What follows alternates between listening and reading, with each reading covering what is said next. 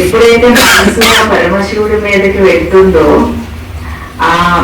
ఆయన కూడా బిందు స్వరూపుడే, జ్యోతిర్బిందు స్వరూపుడే. చూడండి, శివలింగాన్ని జ్యోతిర్లింగం అంటాం కదా, ద్వాదశ జ్యోతిర్లింగాలు అంటాం. ఆ జ్యోతిర్లింగం అంటే బిందువు మీద మనసుని ఏకాగ్రం చేయాలి. 3 గీతలు ఉంటాయి కదా, శివలింగం పైన చిన్న బిందు స్వరూపం ఉంటుంది. నంది కొమ్ముల్లోంచి మనం బిందువుని చూస్తాం కదండి, అదే శివుని స్వరూపం. మీరు మనసులో ఆ బిందువు పైన ఏకాగ్రం చేయడం అనేది ఇక్కడ నేర్పడం ఉంటుంది అనమాట. ఎందుకంటే ఈ సృష్టిలో హైయెస్ట్ ఎవరు? శివుడి. దేవతలు కూడా ఆరాధించింది, దేవతలు కూడా తపస్సు చేసింది. ఏమి కావాలన్నా కోరుకున్నది ఎవరిని? ఆ పరమశివుడిని ధ్యానించారు, తపస్సు చేశారు, ఆయన నుండి వరాలు కోరుకున్నారు. మనం ఇక్కడ కూడా పరమాత్ముడి మీద, పరమశివుని మీద ధ్యానం ఉంచితే ఒక్క 2 నిమిషాలు చేసినా దానికి చాలా ఎక్కువ శక్తి ఉంటుంది. ఎందుకంటే మనసు చాలా పవర్ఫుల్. మాటల కంటే ఎక్కువ పవర్ సైలెన్స్ కి. సైలెన్స్ చాలా బంగారంతో సమానం, గోల్డ్ అని అంటారు సైలెన్స్ ని. ఒక నిమిషం సైలెన్స్ లో ఉంటే మీకు ఎంత ఎనర్జీ వస్తుందంటే కొంతసేపు వరకు మీకు సైలెన్స్ గానే ఉండాలని అనిపిస్తుంది. ఎందుకంటే ఆ శక్తి ఆత్మకి ఒరిజినల్ శక్తి అనమాట. ఆత్మకి ఒరిజినల్. ఎందుకంటే సృష్టి సైలెన్స్ లోంచి వచ్చింది, ఓంకారంలోంచి సృష్టి ఉద్భవించింది అని చెప్తారు, అంటారు కదండి. ఆ ఓంకార స్వరూపుడే పరమశివుడు. మన ఆత్మస్వరూపం కూడా ఓంకార స్వరూపమే. అయితే ఇక్కడ ఈ సంస్థలో ప్రజాపిత బ్రహ్మాకుమారి ఈశ్వరీయ విశ్వవిద్యాలయం స్వయంగా పరమశివుడే స్థాపించినటువంటిది. ఈ సంస్థ ముఖ్య కేంద్రం మౌంట్ ఆబు, రాజస్థాన్ లో ఉంది. ఆబు పర్వతాల మీద ఉంది. అయితే ఇక్కడ ఈ సంస్థలో తెలియజేసేది ఏంటి, ఏం జ్ఞానం చెప్తాం, ఏం మెడిటేషన్ నేర్పుతాం అనేది మీరు ఒక 2 నిమిషాలు తెలుసుకోవాలి. తెలుసుకుంటే ఈ లాభం మీరు కూడా పొందొచ్చు. అసలు మీరు అందరూ మాలలో ఉన్నారు, నియమధారణలో ఉన్నారు, పవిత్రమైన మనసుతో ఉన్నారు.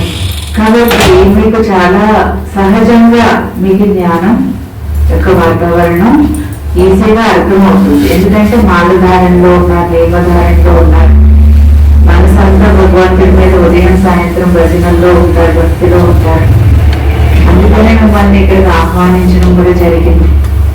ఇప్పుడంటే మాలధారణ చేశారు, మీరు మాలధారణ చేయనప్పుడు కూడా ఇక్కడికి రావచ్చు, మామూలు రోజుల్లో కూడా రావచ్చు.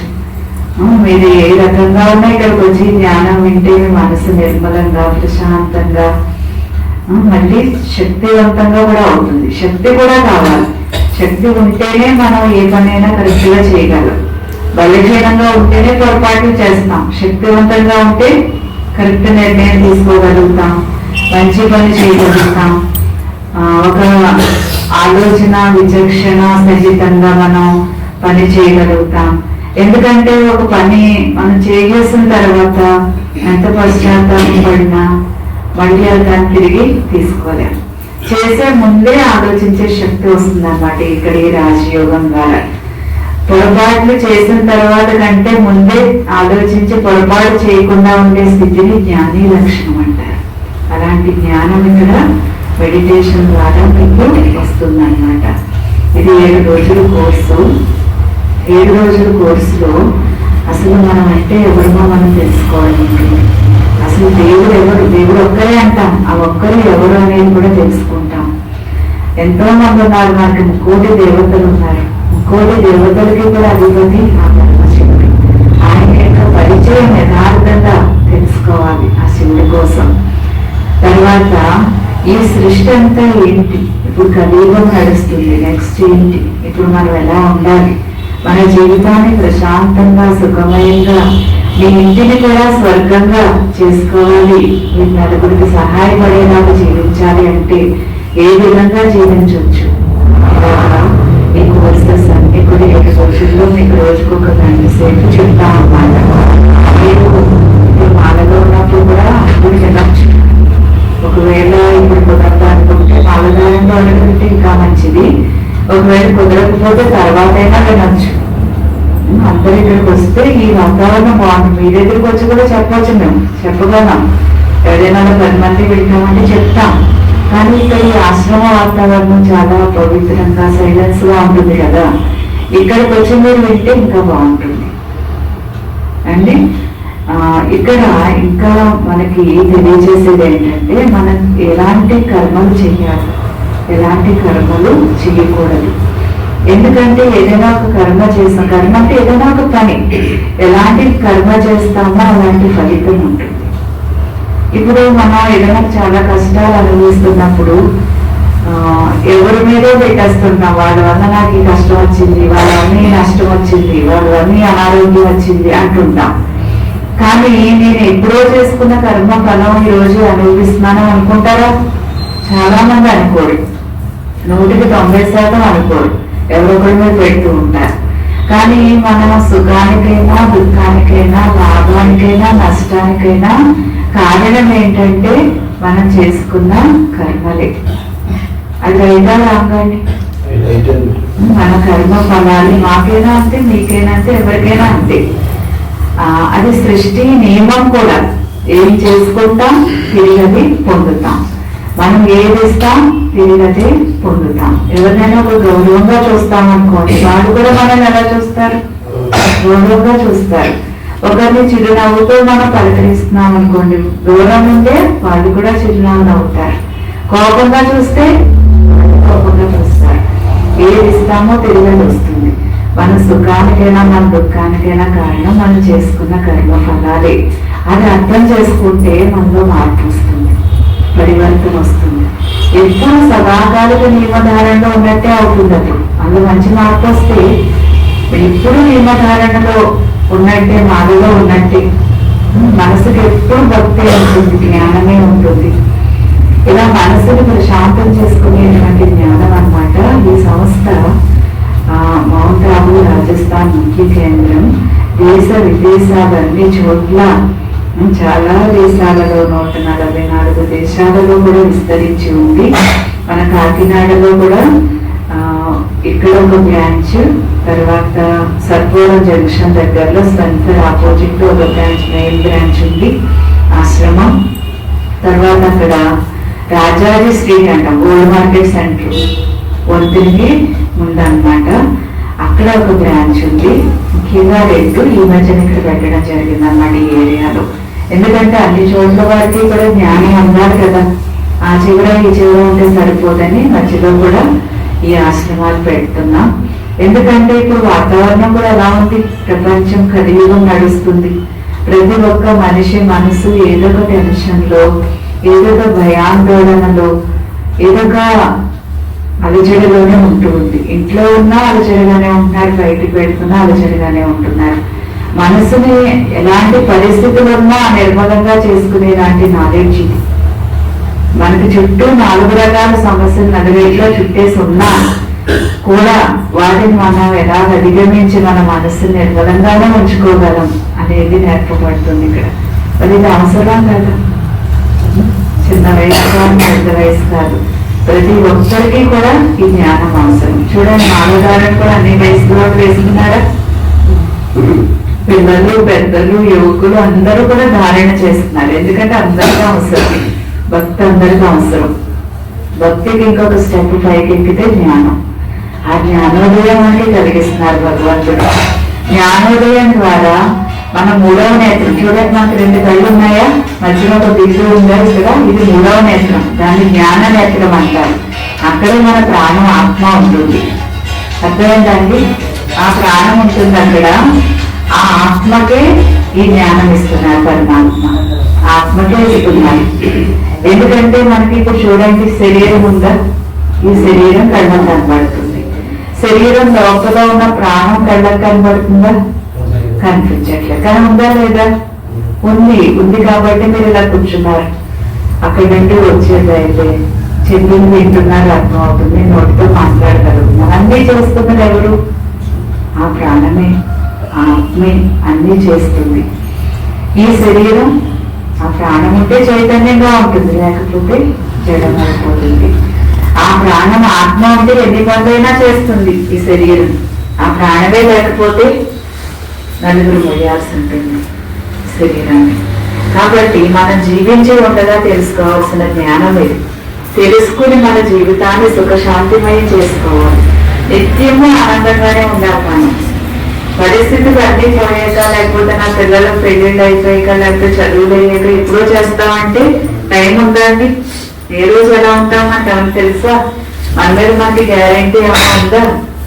కాబట్టి ఏ క్షణానికి ఆ క్షణమే మనం సద్వినియోగపరచుకోవాలి. ఈ జ్ఞానం మనకి ఎంత ప్రాప్తినిస్తుందంటే ఇప్పుడు ఆనందంగా ఉండేలా చేస్తుంది ప్రజెంట్ టైంలో, తర్వాత భవిష్యత్తు జన్మల్లో కూడా, అనేక జన్మల్లో కూడా మనకి మంచి జీవితాన్ని ఇస్తుంది, సుఖశాంతిమయ జీవితాన్ని ఇస్తుంది, ఆనందంగా జీవించగలుగుతాం. కాబట్టి ఇలాంటి జ్ఞానం వినాలనేది మీరు దృఢ సంకల్పం చేసుకోండి. ఇది ఎవరు విన్నా మంచిది, ఎలాంటి వారైనా వినాలి. ఎందుకంటే ప్రపంచం పరిస్థితి, కలియుగ వాతావరణం ఇప్పుడు ఎలా ఉందంటే ఈ జ్ఞానం దాన్ని బట్టి అవసరం అన్నమాట.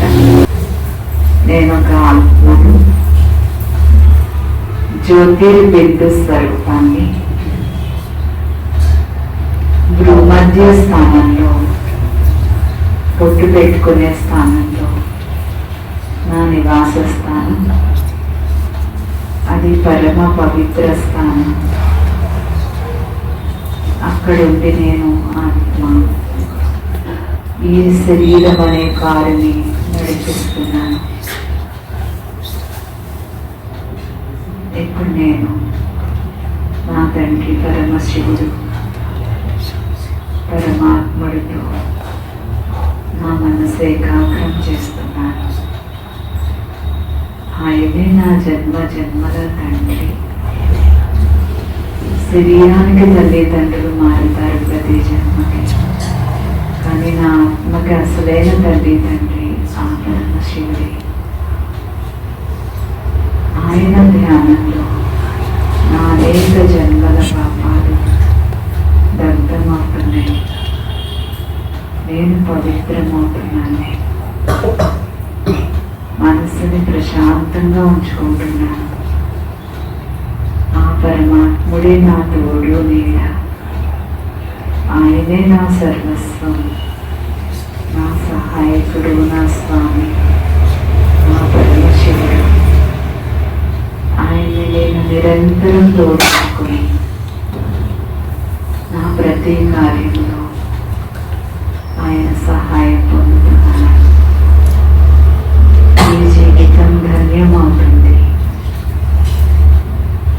ప్రతి క్షణం మనస్సు ఆ పరమశివుని మీద లగ్నం చేసి పరమానందాన్ని పొందుతున్నాను. ఓం శాంతి, ఓం శాంతి, ఓం శాంతి.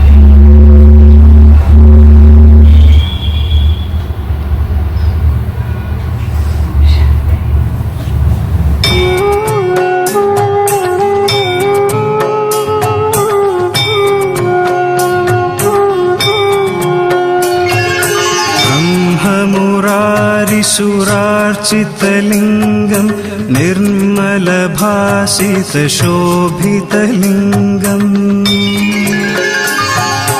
जन्मज दुःखविनाश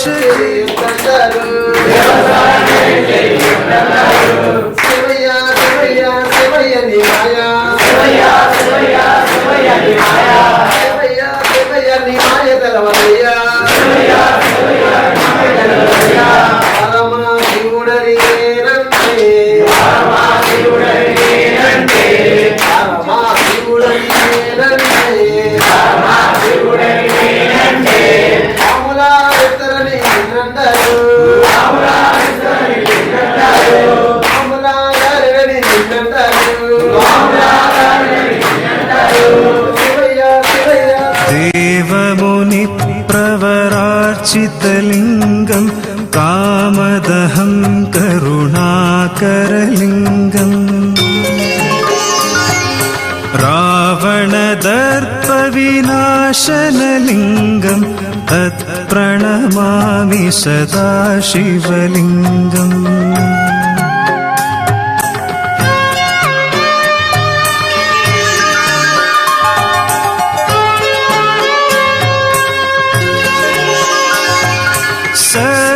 सुगन्धसुलेपितलिङ्गं बुद्धिविवर्धनकारणलिङ्गम्